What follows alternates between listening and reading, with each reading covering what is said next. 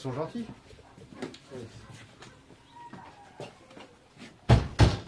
Voilà. Hop. D'accord. Hop. Voilà. Le gris, hop, il va bien le gris. Et le noir, il est un peu craintif. Oui, on a bien pire. Hein. Je suis obligé d'avoir une trace de tous les animaux qui rentrent ici pour la direction des services vétérinaires. Je dois savoir d'où viennent tous les animaux. Je vous donne ma copie, ça tient lieu de facture. Un petit peu de sous, s'il vous plaît. 63 liquides, 13, d'accord. Et donc, je ne veux plus jamais vous voir. Non, voilà, vous la faites stériliser. Ça va vous coûter un peu de sous, mais sinon, elle a quel âge votre chat? 4 ans. D'accord. Et elle va vous faire ça chaque année. Donc faites-la stériliser. Mais on va la faire stériliser avant que je parte en vacances. D'accord. En général, je prends 50 € par chat. Voilà. Ah non, là, vous me les avez décrits, je vous les prends comme ils sont. Et moi, je vais stériliser la femelle, vacciner la femelle et identifier les deux avec des puces électroniques. Donc, en fait, le prix de l'abandon correspond à ces frais, quoi. Enfin, les frais sont plus importants que le montant de l'abandon. Mais... lundi peut-être alors. Au revoir. Non, mais attendez, vous faites ça parfaitement, vous. Hein. La plupart des gens, vous savez, ils balancent ça dans la rue, dans un carton ou dans une poubelle. Hein. Donc vous me donnez un petit peu d'argent pour que je m'en occupe. Voilà, vous faites ça correctement, quoi. Vous voyez, tiens, ça c'est la dernière campagne sur les chatons. Un seul chaton sur 12 trouvera un foyer. Ça veut dire que 11 sur 12 sont balancés n'importe où et meurent, quoi.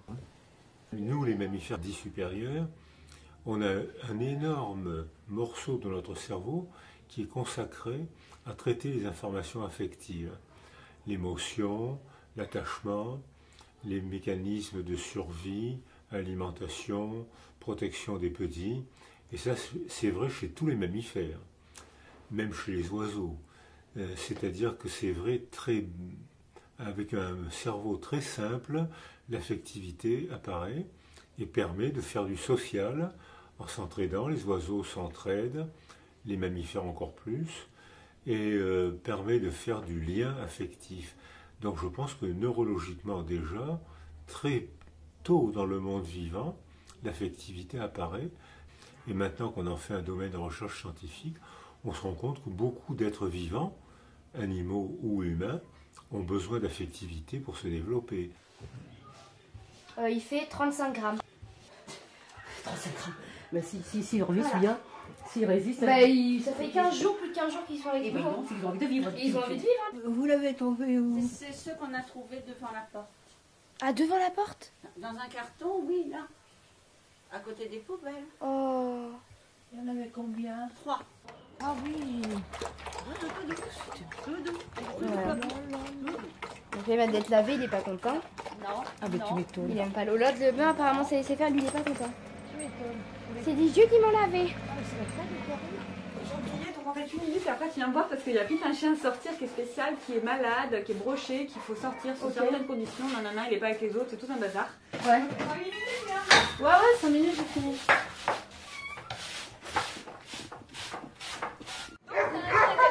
Qui ne doit pas bouger, donc là tu vas le sortir plusieurs fois par jour, 5 minutes seulement, juste dans cette enceinte là pour qu'il fasse pipi caca.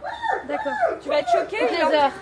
Ouais, c'est bien toutes les heures. Ok. Tu vas être choqué parce qu'il est un peu en cage, hein, mais c'est ordre du vétérinaire.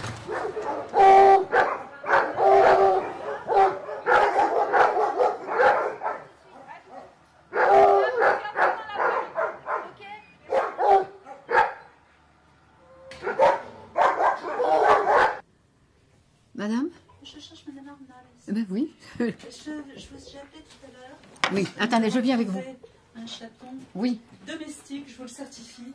Parce que je l'ai récupéré sur mes genoux, mais c'est un squelette. Alors, attendez. Passez la main. Oh, elle est déjà Oui, voilà, plus d'une minute. Qu'est-ce que vous vouliez de mieux? Attention, porte, simplement. Vous gardez la porte fermée. On vient voir si vous avez des petits chiens à adopter. Oui. L'option des petits parce qu'on vit en appartement. Oui, alors vous faites un tour Oui. dans le refuge. Alors voilà, alors où est-ce que ça Voilà, se passe derrière? Oui, attendez, on va juste poser la question à cette personne. Y a-t-il des petits chiens pour un appartement? Pas beaucoup. C'est ça, c'est toujours un... Oui. Ah oui, mais... Si, on a un York. Oui. On a un York qui a un problème à une patte avant, qui est très gentil et qui va bientôt... L'amputation de la patte est prévue. Il est adorable. Ah oui, bon. Un York à trois pattes, ça viendra. À voir, donc je vous dis, c'est le box. C'est vers le milieu, il est dans sa niche, il est tellement... Il est tellement... Bingo. Box 17. Il est dans sa niche et s'il sort pas, je vous le montrerai comme ça. Et vous pouvez même faire un petit tour avec. Voilà, elle va vous rejoindre, mais j'ai juste un petit cadeau à lui faire là. Marie-Laure, c'est un abandon. D'accord. Voilà, vous voyez, on a énormément de bénévoles. Moi, j'ai travaillé toute ma vie auprès des adolescents. J'avais les terminales au lycée d'Arsonval et j'amenais les élèves et les internes les mercredis après-midi. Je les amenais, puis petit à petit, ça s'est propagé. Les gens savent qu'ils sont bien accueillis, savent qu'ils sont libres de faire ce qu'ils veulent, à condition de ne pas mettre l'animal en danger. Et de ne pas se mettre en danger non plus, eux-mêmes. Hein. Il ne faut pas que l'animal soit en danger. Je suis une incorrigible optimiste. Donc, vous voyez, moi, ça ne me pose aucun problème de voir partir un chien, même avec un jeune adolescent. Même, on a eu des jeunes de 12-13 ans qui étaient presque ici, dans leur famille, parce que dans leur famille, ils avaient des problèmes. On est une époque où on a presque eu nos enfants ici, des jeunes qui se sentaient mieux ici que chez eux. Et qui, grâce à ça, on fêtait Noël, on a fait tout ça avec eux. Donc ça s'est su. Et puis voilà, le résultat, c'est que maintenant, les gens rentrent et ils me disent, voilà, on vient faire du bénévolat. À la SPA. Voilà. Ouais, alors, un bout, arrête, on fait trop. On va bien vous regretter. Merci beaucoup, on reviendra. Allez Titus, t'es gentil, t'arrêtes de mordre les gens. Tu seras jamais adopté si tu mords. Faut pas mordre. Merci pour tout ce que vous avez fait pour nous. Tu mords pas, Titou, hein. Tu mords pas. Tu seras adopté. Mais il a mordu fou. Une dame qui l'a adopté, l'a ramené. Il n'a pas voulu rentrer à la maison. Mais il est coquin, ce Titou. Il a pas c'est dommage. Oh oui, puis il était content quand il est revenu. Ouais. Oh oui, là-dedans. Ouais, je peux pas, j'en ai 4. Ouais. Sinon, on était chez elle tout à l'heure, c'est plein. Ouais, c'est plein, la ménagerie, ouais. Tiens. Alors là. Allez.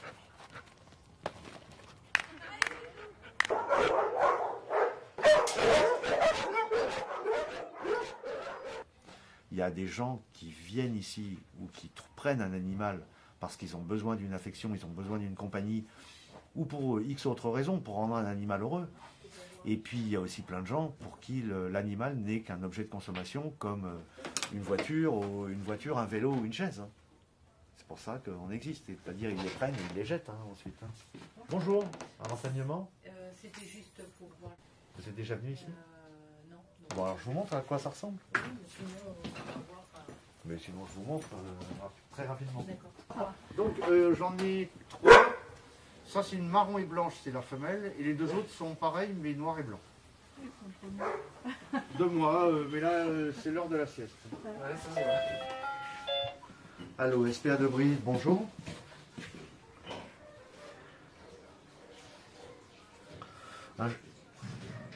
Non, je n'ai pas vraiment de chaton angora. J'ai une 40aine de chatons, mais pas de chaton angora là. Non, je suis désolé.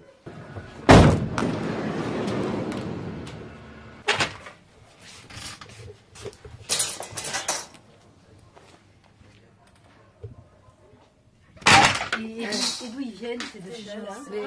Je vous dis, on a téléphoné chez moi ce matin, le directeur du service d'hygiène, pour me dire qu'un type était rentré à l'hôpital en psychiatrie et que les 2 chats étaient tout seuls dans un appartement. D'accord. Alors dans ce cas-là, je réponds, vous nous les amenez. Donc après, je vais les mettre en ligne là où il y avait Kitten à Sylvie. Non.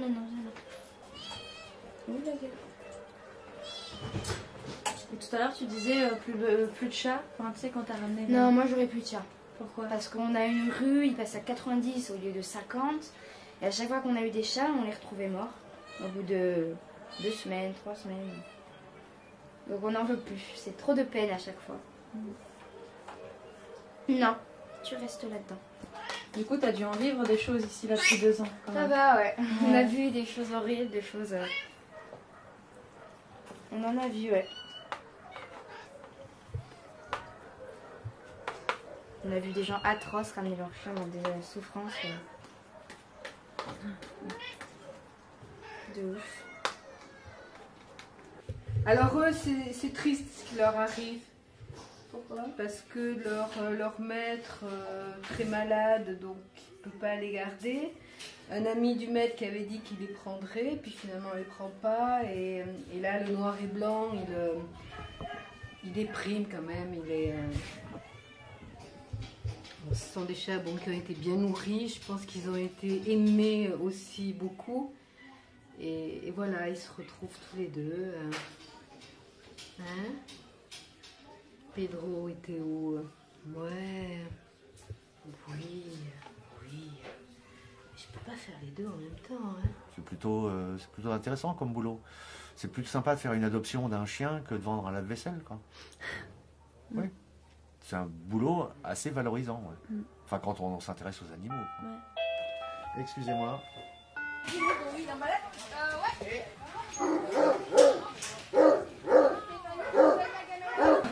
Vous avez vu le beau portrait que j'ai fait de Pedro et Théo, n'est-ce pas?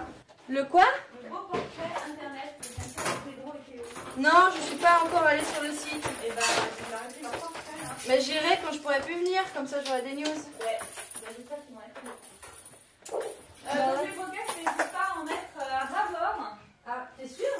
Ouais, parce qu'un chat, ça se régule tout seul en fait. Alors, sauf si le chat est obèse ou fait du diabète ou a des problèmes de santé spécifiques, un chat, il faut tout le temps lui donner comme un chiot en fait à volonté. Jeudi prochain, c'est pas moi, hein, c'est Elodie. Ouais. Parce que moi, je travaille exceptionnellement mardi, mercredi, vendredi. Ah oui. Comme ça, je fais leur manif. Ouais. Parce qu'en fait, je travaille tous les week-ends, mais un week-end par mois, je le choisis et je vais en manif. Et là, je remets un peu d'eau, il n'y en a plus du tout. T'en remets la moitié, donc attention, parce que sinon ils vont tout renverser. Donc, je crois que c'est Florence Burga qui dit tant qu'il y aura des abattoirs, de toute manière, il y aura des guerres. Parce que tant qu'on exerce une violence sur les plus faibles, donc ça peut être sur les animaux, mais par exemple, il y a aussi sur les enfants, tant qu'on exerce une violence sur les plus faibles, on l'exerce aussi ailleurs. C'est un entraînement à la violence. Moi, mon combat, il est pour les animaux, il est aussi pour les gens. Ouais, de toute façon, on rejette tout ce qui est animal en nous. Hein. Donc en fait, c'est pour se rassurer, parce que je sais pas pourquoi, d'ailleurs. Parce que moi, je suis pas comme ça, donc j'arrive pas à comprendre. Je sais pas. Ça, c'est une bonne question. Bah, justement, est-ce que c'est pas le fait aussi qu'on les a moins proches de nous, par exemple en ville? En ville, donc on les voit moins souvent, ils ont moins de place, ils sont interdits par-ci, ils sont interdits par-là. Il y a ce truc aussi qui du coup, le lien se brise. Ouais. Du coup, moins tu fréquentes, plus tu as peur, plus tu mets de la distance, plus tu entraînes ça. Dans une ville, tu es loin des abattoirs et loin de tout ce qui se passe sur les terres des agriculteurs et tout. Tu vas vite, tu n'as pas le temps de penser à ces choses-là. Il y a ta propre cause à toi personnelle, gagner ta vie, réussir dans ta famille, socialement, arriver à perdre 1 kilo de plus ou avoir un abdos qui pousse ou une promotion sociale. Oui. Oui, ça va? T'as vu ça quelque chose? J'ai voulu prendre des nouvelles de la chatte là qui avait voulu. Ah, elle est en châtre sanitaire. Oui. Ça a l'air d'aller mieux. Suspicion de typhus, c'est clair, parce qu'ils n'en ont pas fait, ils mangent correctement et ils mangent bien. Donc ça va. Ouais, je vais aller m'en occuper tout à l'heure, je vais vérifier ici. Depuis que les êtres humains fabriquent des outils, fabriquent des signes, fabriquent des récits, c'est-à-dire il n'y a pas longtemps, hein, il y a quelques centaines de milliers d'années, alors que ça fait 3 millions d'années qu'on est sur Terre, on est capable de parler que depuis 300-400 000 ans, pas plus. Donc pendant 2,5 millions d'années au moins, on a communiqué exactement comme les animaux, ni mieux ni plus mal. Mais les animaux étaient plus proches de nous, Et là, maintenant qu'on fabrique beaucoup de technologies, on croit qu'on est éloigné des animaux, alors que c'est la technologie qui nous entraîne, mais on n'est pas si éloigné. On a gardé beaucoup de points communs à partager avec beaucoup d'autres espèces animales.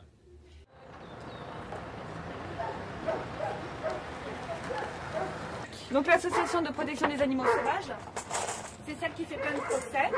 Après on fera L214, tu sais c'est l'exploitation, tu en as entendu parler avec les abattoirs d'Alès? Oui. Voilà, et après on fait le CRAC, la corrida, donc le CRAC, la plus grande association anti-corrida de France. Voilà. C'est la première fois que vous portez... une capuchère, oui tout à fait, oui. C'est la première fois de ma vie. J'ai récupéré ça appartenait à mon père. La Convention Vie et Nature est un mouvement à caractère philosophique qui pense le phénomène du rapport de l'homme à sa planète et au vivant, donc à l'animal. Nous l'avons défini avec Jean-Claude Hubert, qui est un de ses cofondateurs, comme étant un mouvement biocentriste. Quand on emploie un mot comme celui-là, la moindre des choses, n'est-ce pas, c'est de le définir. Parce que si vous dites à quelqu'un biocentriste, il peut très bien ne pas comprendre. Bien qu'en y réfléchissant un petit peu, tout le monde a entendu parler de ce qu'on appelle l'anthropocentrisme, c'est-à-dire le fait que l'homme a été mis au centre des valeurs. Et ne vous y trompez pas, mes amis, c'était un grand progrès philosophique et politique que de mettre l'homme au centre des valeurs.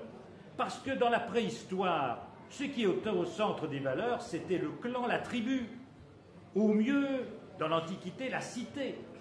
Et tous ceux qui n'étaient pas de la cité étaient des barbares. Et puis, il y a eu les grandes communautés théologiques, théocratiques, où Dieu était au centre des valeurs. Jusqu'au XVIIIe siècle, nos sociétés étaient théocentriques, c'est-à-dire que Dieu, jusqu'au XVIIIe siècle, était ce qu'il y avait au-dessus de tout. C'était la valeur première. Grâce aux philosophes des Lumières, grâce à Voltaire, Diderot, Rousseau et les autres, et mon ami Condorcet, eh bien, on a mis l'homme au centre des valeurs.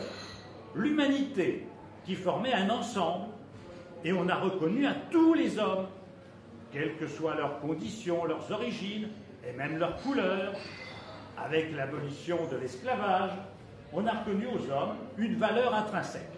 C'est ce qu'on appelle l'anthropocentrisme. Nous voulons aller plus loin et faire franchir au cercle de l'empathie une nouvelle étape.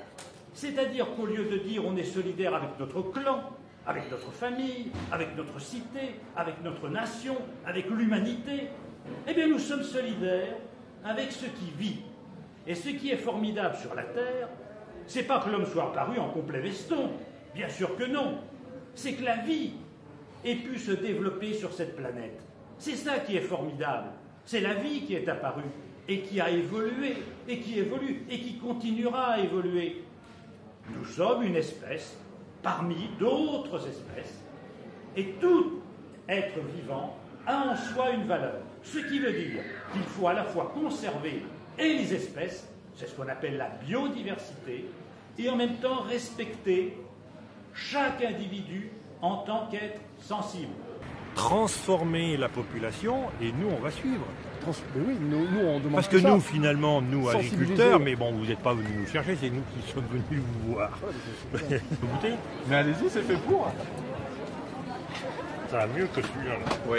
Après, c'est les goûts et les couleurs aussi, forcément. Comme épice. Non, ah, mais pas. Épice. J'avais prévenu.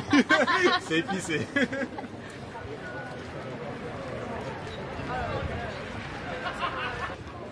Mon travail, c'est de les élever en fonction de ce que le marché me demande.